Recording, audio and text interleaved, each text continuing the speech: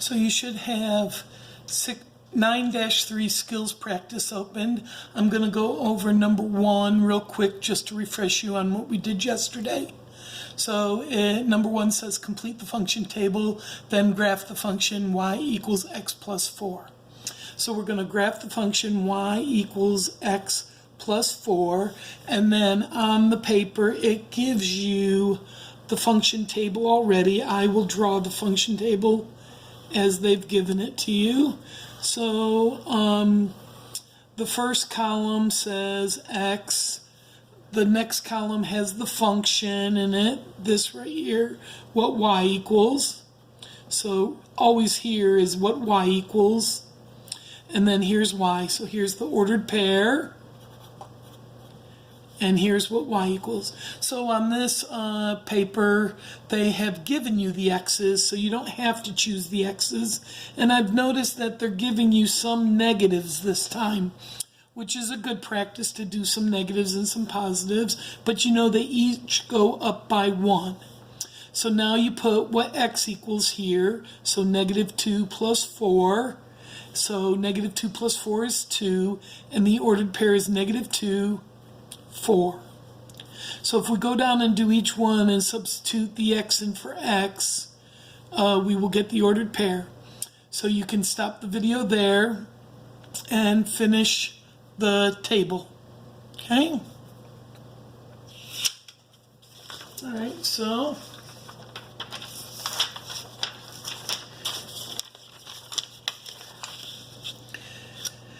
here's the finished table, and then I created my own graph, and I just put little tick marks to represent the numbers, and I'm going to graph it. So x is -2, so here's the x-axis. You have to go over before you can go up. So -2, 2. -1, 1, 2, 3.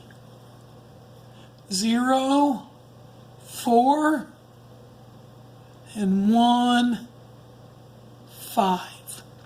So if you notice, for each one that x goes up, y also goes up plus 1.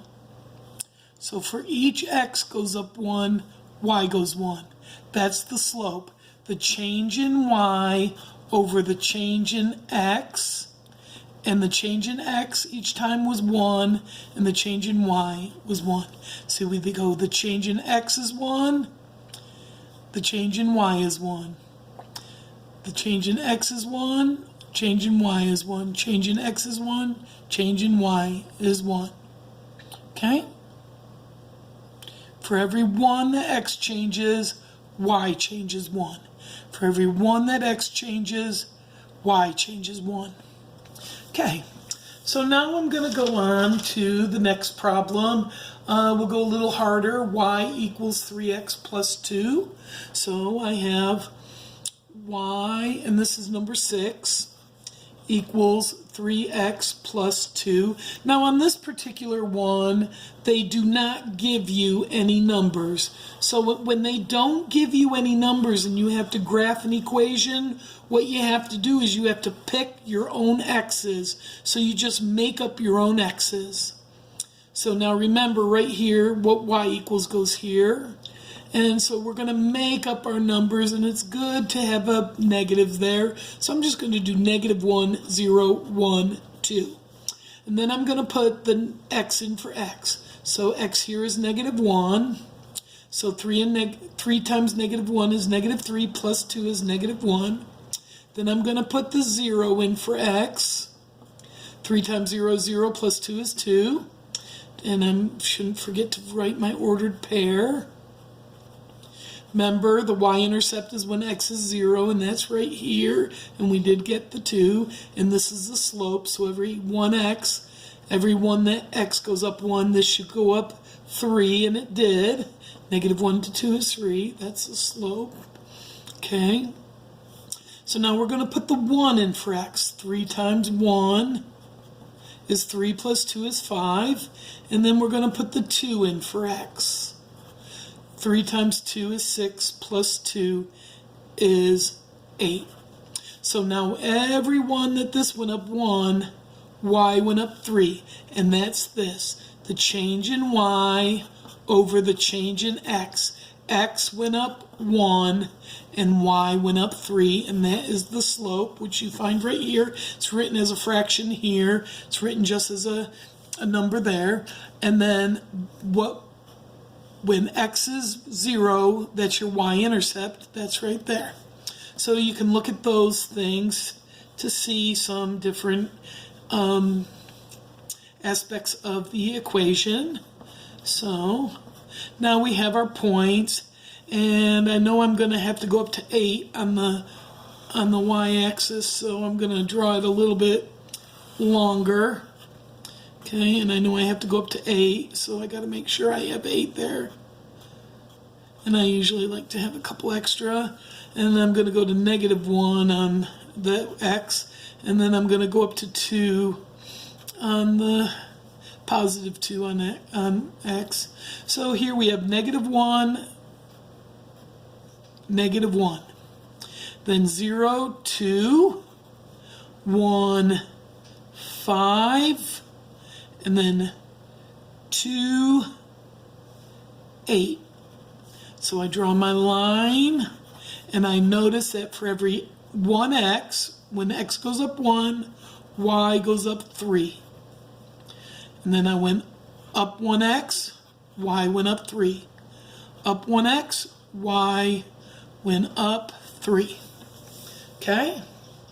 So that is number 6. Now I want to take a look at number 8. Okay? Now on number 8, we have y equals x divided by 3 minus 1. Okay? So on here, what are we going to divide x by? Right, 3. So if we're dividing x by 3, we're going to want to make sure that our values for x are easily divisible by 3. When we choose our x's, we want to choose numbers that can be divisible by 3, because that's the first thing we're going to do. Okay? So what numbers do you know are easily divisible by 3? Well, 0 you can divide by 3, right? But if we want to have a negative number, -3 is easily divisible by 3. 0 is divisible by 3. 3 is.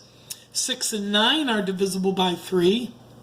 Okay, so we're going to use numbers that are divisible by 3 for x.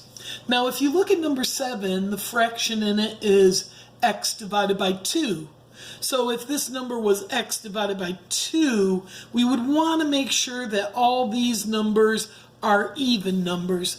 We just don't want to get caught up with trying to graph a bunch of fractions. I mean, we could, and then you got to subtract 1 from it, and it's just harder. So it's just easier to make sure that your x is easily divisible by 1. So here we have -3 divided by 3 minus 1. So -3 divided by 3 is -1, minus 1 is -2.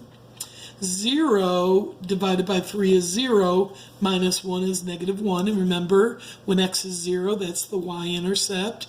So that's the y-intercept. And then here we have 3 divided by 3, which is 1, minus 1 is 0. And then 6 divided by 3 is 2, minus 1 is 1.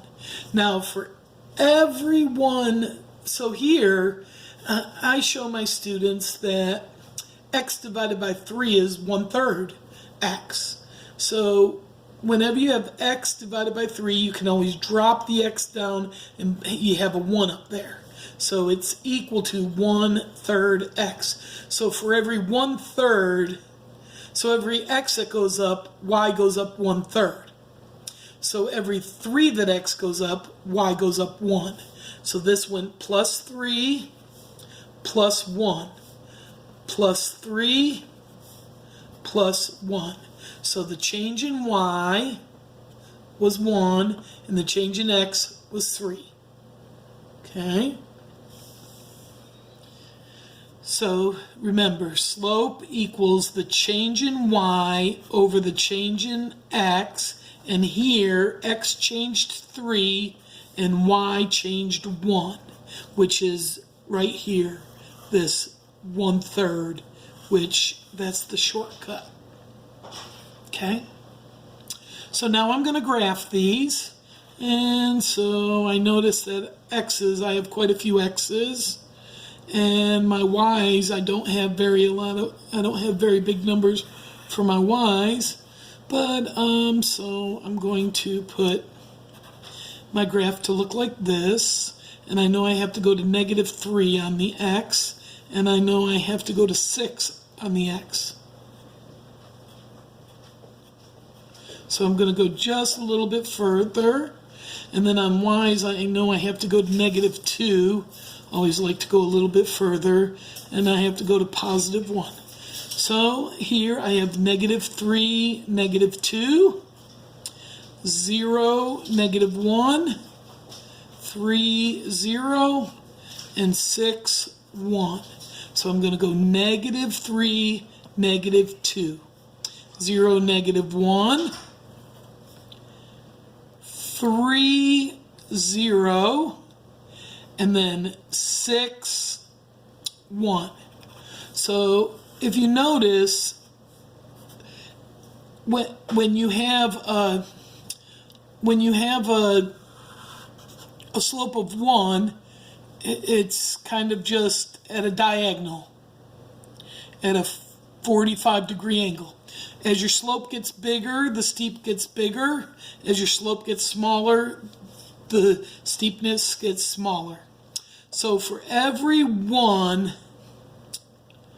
that x went up, no, for every 3 that x went up, y went up 1.